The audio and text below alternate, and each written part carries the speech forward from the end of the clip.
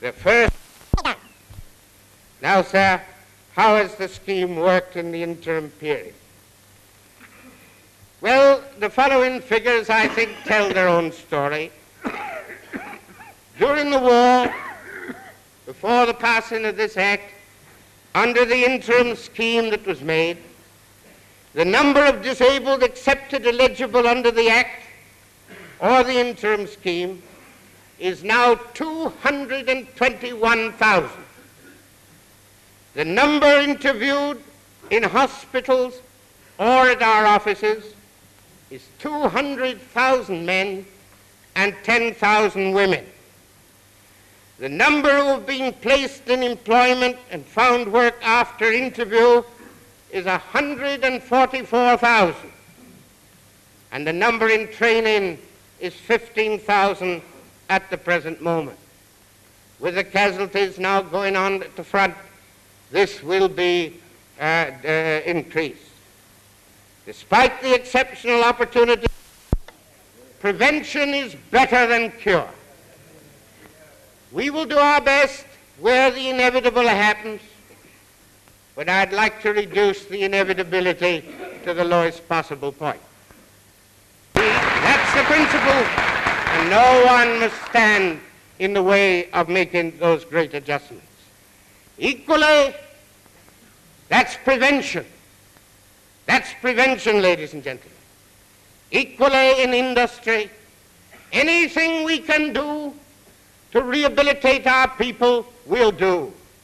But I beg industry, men and employers alike, to do all they can with their safety committees and every other means they can adopt to stop this injury developing.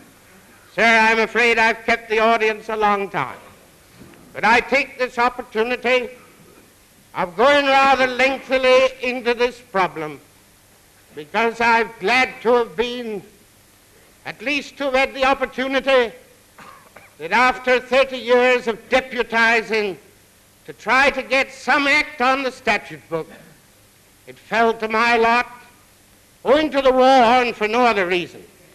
I'd have never got into Parliament if it hadn't been for that. It fell to my lot to at least pilot this act on the statute book. It's a great thing in declaring this exhibition open. But I want to say I take this opportunity, my Lord Mayor, to say to one or two Leeds and Huddersfield employers who've been rather handicapping my ministry in making adjustments of labour power to try and meet the present shell shortage to prevent it arising. Now my attitude and that of the government at the front.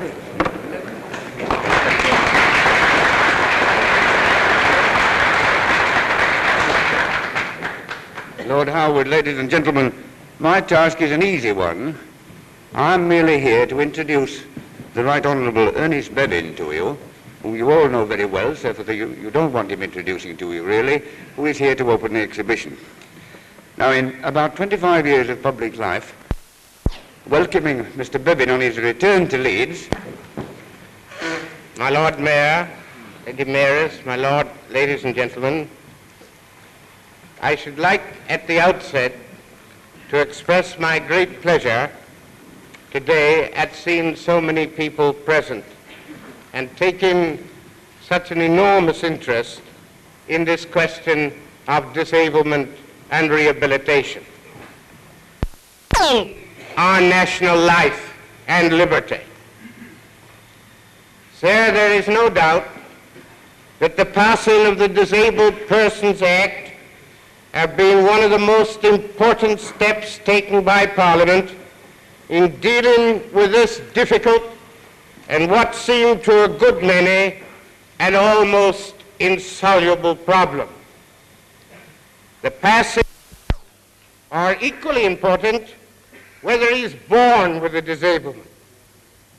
It comes to grips also with the problem, therefore, of those who are born with physical disability of one kind or another, or whose physique is impaired by illness or injury.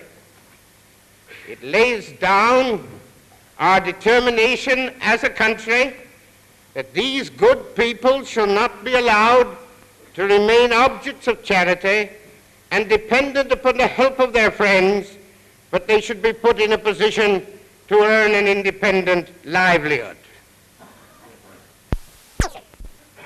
It must cover both ex-servicemen and women and civilians without regard to the origin of the handicap from which they suffer.